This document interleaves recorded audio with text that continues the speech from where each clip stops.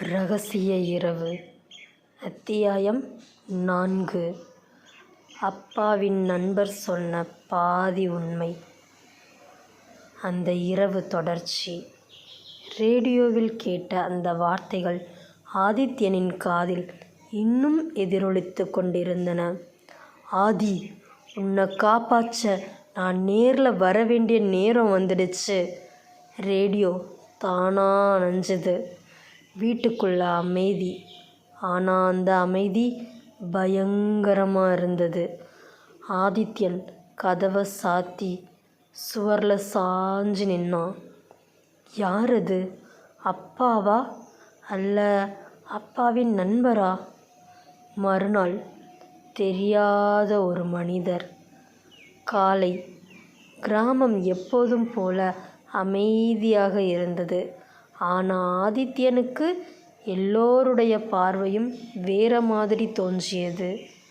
அவன் வீட்டுக்கு எதிர ஒரு மரத்தடியில் ஒரு நடுத்தர வயது மனிதன் அமைதியாக உட்கார்ந்திருந்தான். வெள்ளை சட்டை, மங்கலான கண்கள், முகத்தில் பழைய கவலை. ஆதித்யனை பார்த்தவுடன் அவன் எழுந்தான். மெதுவாக சொன்னான், நீ சுப்பிரமணியன் மகன்தானே? முதல் அதிர்ச்சி. ஆதித்யன் ஒரு நொடி நின்றான். நீங்க யார் என்று கடுமையாக கேட்டான். அந்த மனிதன் ஒரு நீண்ட மூச்சு விட்டான். என் பெயர் ராமலிங்கம். உன் அப்பாவின் நெருங்கிய நண்பன். அந்த பெயர் ஆதித்யன் இதயத்தில் ஏதோ ஒன்றை அசைத்தது. நீங்கள் எங்கே இருந்தீங்க இத்தனை வருஷம் என்று கேட்டான். வீட்டுக்குள்ளே பேச வேண்டிய உண்மை. ராமலிங்கம் சுற்றி பார்த்தாரு. இந்த ஊரில் வெளியே நின்று பேசக்கூடாத விஷயங்கள் இருக்குது. அவரை வீட்டுக்குள் அழைத்தான் ஆதித்யன். இருவரும் பழைய ஹாலில் உட்கார்ந்தார்கள். அம்மாவின் புகைப்படம் சுவரில் இருந்தது. ராமலிங்கம் அதை பார்த்தவுடன் கண்கள் கலங்கின. ராமலிங்கம் மெதுவாக பேச ஆரம்பித்தார். உன் அம்மா நல்ல மனுஷி. ஆனால் அவள் ஒரு பெரிய தவறை பார்த்துட்டாங்க. ஆதித்யன் முன்னால் சாய்ந்தான். என்ன தவறு? ராமலிங்கம் சொன்னார்.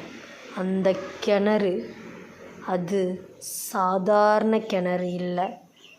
கிராமத்தில் நடந்த சில தவறுகளை மறைக்க பயன்படுத்தப்பட்ட இடம்.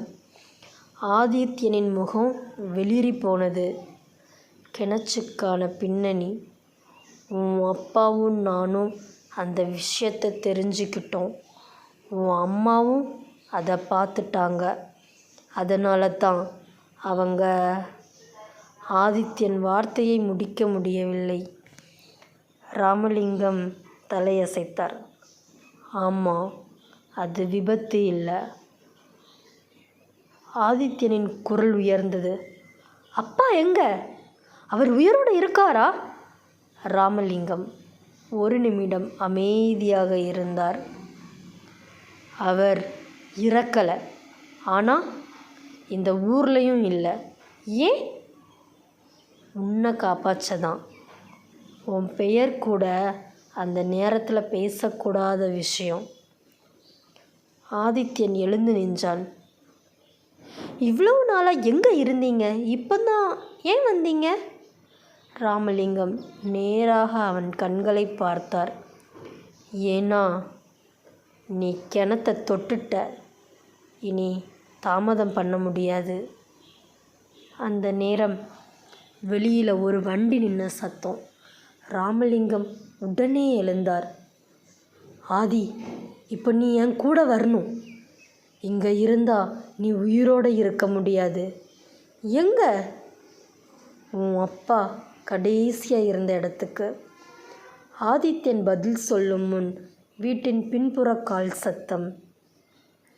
2 நிழல்கள் ஜன்னல் வழியாக தெரிந்தது.